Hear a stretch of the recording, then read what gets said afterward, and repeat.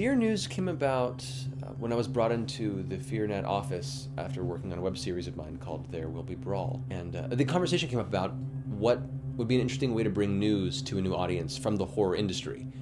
And I thought it would be very interesting to have it within an actual horror film, to have it come from the heroine, the last girl, the proverbial last girl, to give you the news. My writing partner, Matt Mercer, called me and said I came up with this idea where it's news about horror movies, but it's inside a horror movie. It's the girl in a horror movie. And I said, that's brilliant.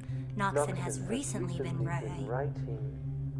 Jack and Matt approached me with the project. They asked if I'd like to direct. I said, it sounded fun. I'd never heard anything like it. It was a unique idea. I got involved with Fear News because I guess it was about a year ago now, I went to an audition with Jim for a movie that he was shooting, and we shot the teaser for Land Party Massacre.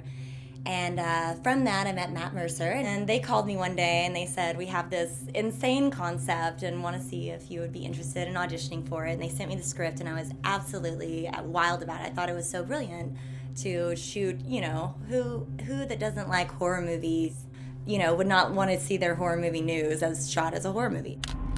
The classic vampire film, Nosferatu, will be shown for the first time ever in full 3D. The process of creating Fear News on a weekly basis involves us getting the latest news on a Monday, then having to sit down and decide how it's going to work into one of the storylines we developed for the last girl and her adventures. And then our director, Jim, and our crew go out to a location we've scouted for this.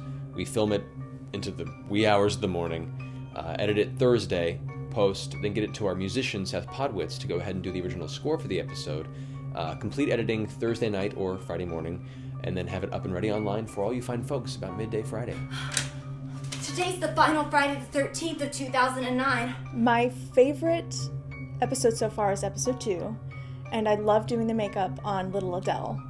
I painted her completely white, and the task was to make her look like she had ripped out all her teeth. So I did a bunch of gashes on her mouth, and we did prosthetic gums, which were really nasty. Working with those fake gums was horrifying. They collected saliva like no one's business. And it tasted nasty when I had to swallow it. I can't see.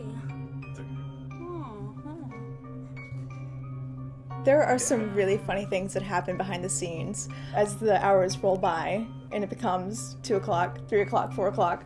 Everybody gets kind of loopy. Cut. Who the is that? Fucking no! Damn quarter.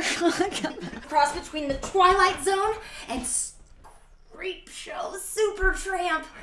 No! 12 years at Juilliard, and I find myself on the internet. It's a little embarrassing.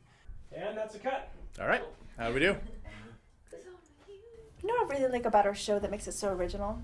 It really focuses on the heroine of the horror films. Oh, yeah. Actually, that show Scream Queens did that, but I'm not even sure if it's coming back. Oh, VH1 Scream Queens? Yeah, they're coming back in 2010, but James Gunn of Slither and Dawn of the Dead is not returning as the host.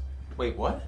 Yeah, Gunn's shooting schedule forced him to drop out, but he's being replaced by director Tim Sullivan of 2001 Maniacs and Driftwood. Yeah, it's never good when she starts talking like Shawnee Smith of the Saw trilogy is also not returning to Scream Queens, and she's being replaced by actress Jane...